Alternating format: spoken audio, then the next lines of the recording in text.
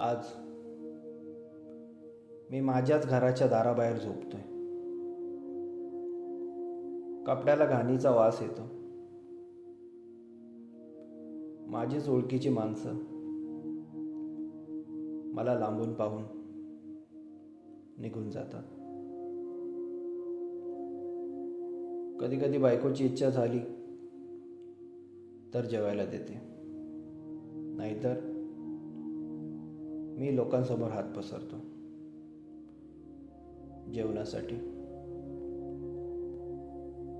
लोकांसमोर हात पुढे करताना माझे डोळे खालीच असतात, कारण कधीच कोणाकडे काही मागितलं नव्हतं मी.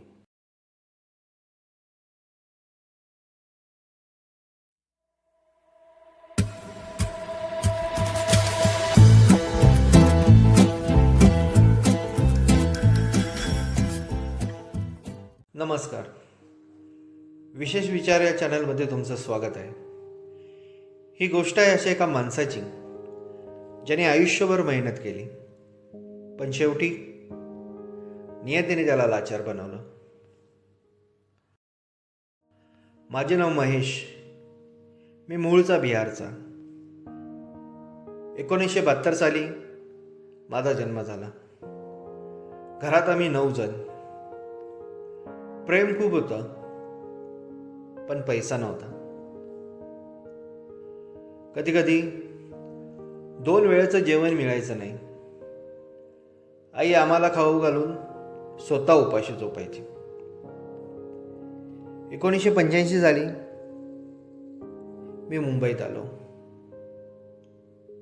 पहिल्या काही दिवसात कुठं जायचं, काय करायचं काहीच कळत नव्हतं. कधी स्टेशनवर झोपलो, कधी मित्रांच्या घरात. पण आम्ही बिहारची माणसं, भेटेल ते काम करणारे. एका मित्राने मला कामाला लावलं आणि तेथून माझं आयुष्य बदलायला लागलं. मी सेंटरिंगच्या कामात लागलो. मी मेस्त्री झालो. मुंबईची हार्बर लाईन, वाशीचा ब्रिज, नेरूळ ते खारघर स्टेशन या सगळ्या बांधकामात माझा हात होता.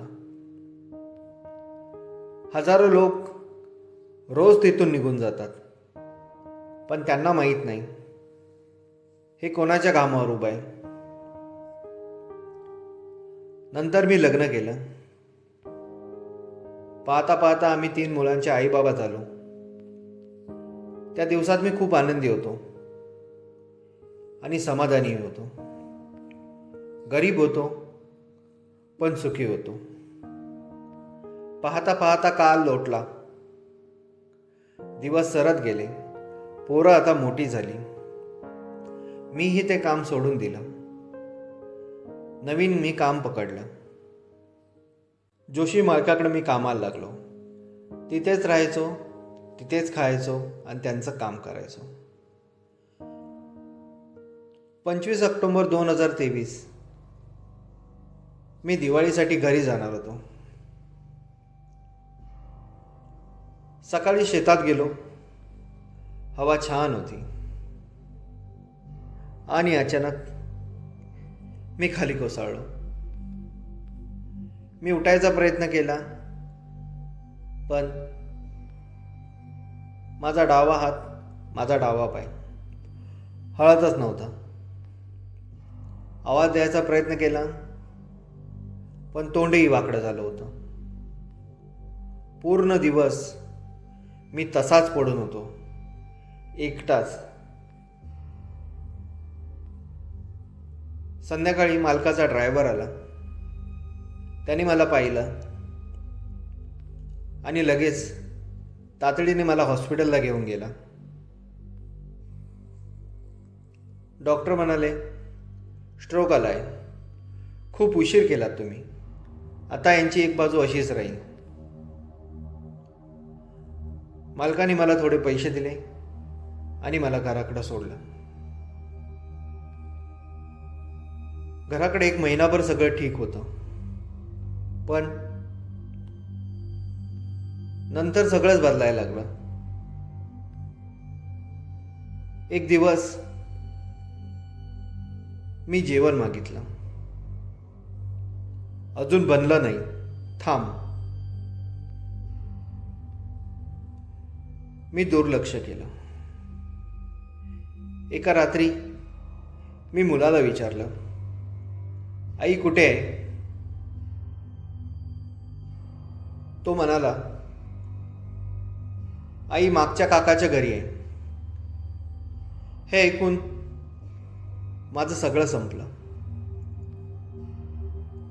ती घरी येताच मी तिला विचारलं, हे काय चाललंय?